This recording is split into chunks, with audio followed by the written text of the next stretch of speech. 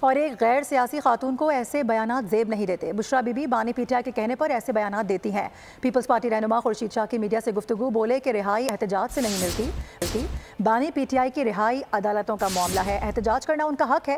پارا چنار واقعے پر Peoples party رہنماؤں کا کہنا تھا کہ ایسی کارروائی کے پی حکومت کی نااہلی کے باعث ہو رہی ہے۔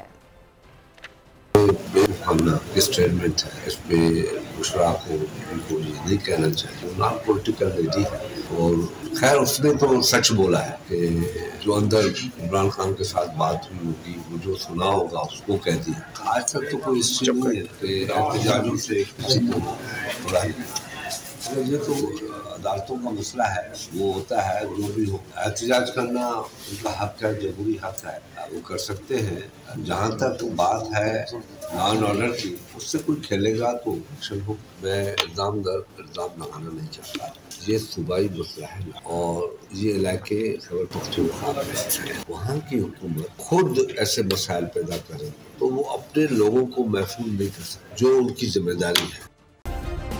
سبسکرائب کریں اور بیل دبائیں تاکہ کوئی خبر رہ نہ جائے۔